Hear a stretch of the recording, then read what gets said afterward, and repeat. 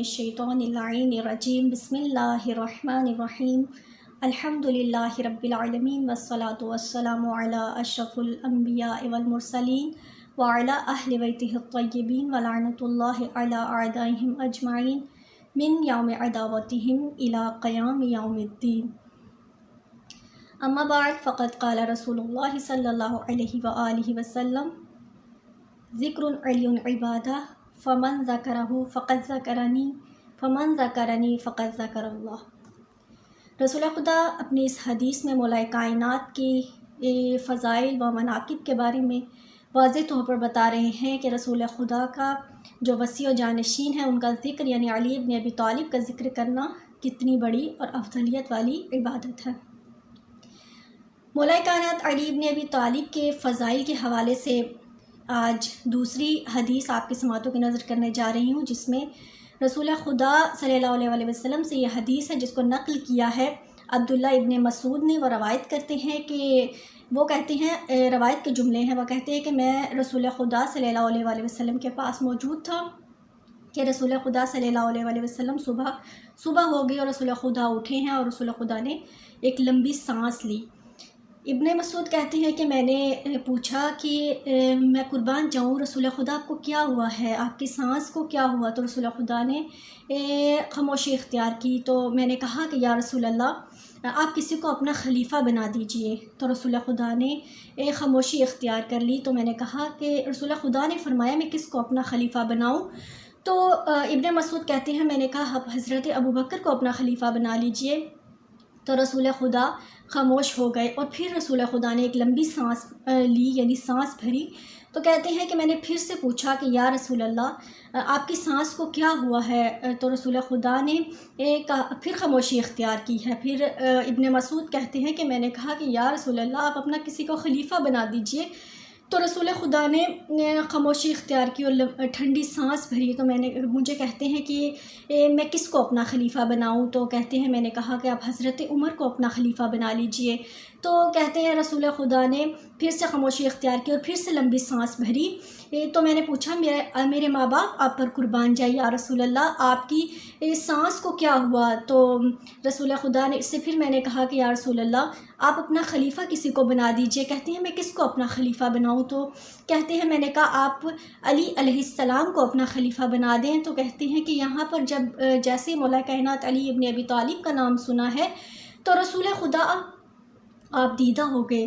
رسول خدا نے کہا کہ خدا کی قسم، اگر میں علی کو تمہارا خلیفہ بنا دوں تو مجھے معلوم ہے کہ تم انہیں نہیں مانو گے۔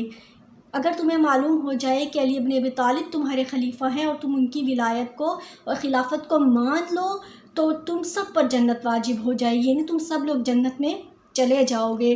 تو یہ حدیث کوئی عام حدیث نہیں ہے، یہ وہ حدیث ہے جس کو بہت سے سنی اور شیعہ اہل سنت مکتب کے اور اہل تشیع مکتب کے علماء نے اور جو ان سے معتبر علماء ہیں انہوں نے اپنی کتب میں نقل کیا ہے، جس میں سے چند حوالہ جات آپ کی سماعتوں کی نظر کرتی ہوں کہ جس میں سے اس روایت کو نقل کیا خوارزمی نے اپنی کتاب میں، کتاب مناقب میں نقل کیا ہے، طبری نے بشارت مصطفیٰ میں نقل کیا ہے، شیخ مفید نے اپنی کتاب امالی میں، ہیشمی نے کتاب الزوائر میں، اور شیخ مفید نے اپنی کتاب اعمالی میں، جوینی نے فرائض الصمتین میں، سیوطی نے اللائے مصنوعہ میں، ابن شہر آشوب نے مناقب میں، ابن عساکر نے تاریخ بغداد میں، ابن کثیر نے اپنی تفسیر فتح البیان میں، اسی طرح سے قاضی نور اللہ شوستری نے احقاق الحقائق میں نقل کیا ہے، اور جبرائیل بن شازان نے اپنی کتاب فضائل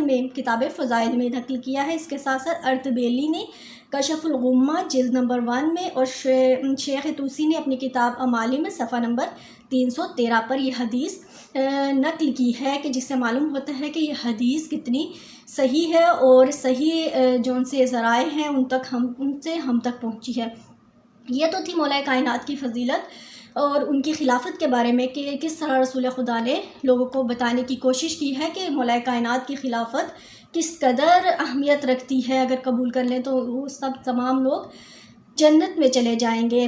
اس طرح سے ایک اور روایت جو کہ میں نے پہلے بھی بیان کی، تذکرۃ الیعصوب سے ہی اس میں بھی مولا کائنات کی 10 ایسی فضیلتیں ہیں کہ جسے رسول خدا نے بیان فرمایا اور کہا ہے کہ یا علی یہ وہ 10 فضیلتیں ہیں جو آپ کے علاوہ اور کسی میں موجود نہیں ہے، اور فرمایا ہے کہ وہ کون سی فضیلتیں ہیں۔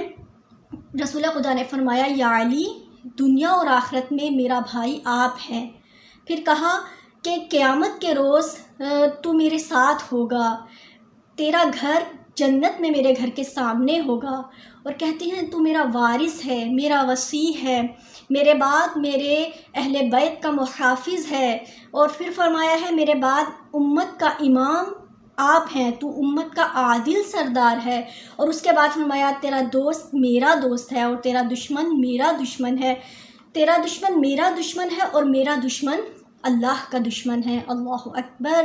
کس قدر رسول خدا مولا کائنات کے فضائل بیان کر کے جا رہے ہیں، اور اس حدیث کو تذکرۃ الیاسوب میں جو ان سے ہیں وہ شیخ ابو الحسن محمد دیلمی نے نقل کیا ہے۔ تو مولا کائنات کی جو فضائل ہیں یا جو مناقب ہیں، اس سے ہم لوگ اپنی چشم بند نہیں کر سکتے، یعنی معلوم ہوتا ہے کہ کہاں کہاں پر رسول خدا نے مولا کائنات کے فضائل کو بیان کیا ہے، تاکہ معلوم ہو سکے کہ اس امت کا جو واحد سردار ہے اور رسول خدا کے بعد جو خلافت کا اور امامت کا حقدار ہے اور حکومت کا حقدار ہے وہ مولا کائنات اور ان کے بعد آنے والے آئمہ ہے۔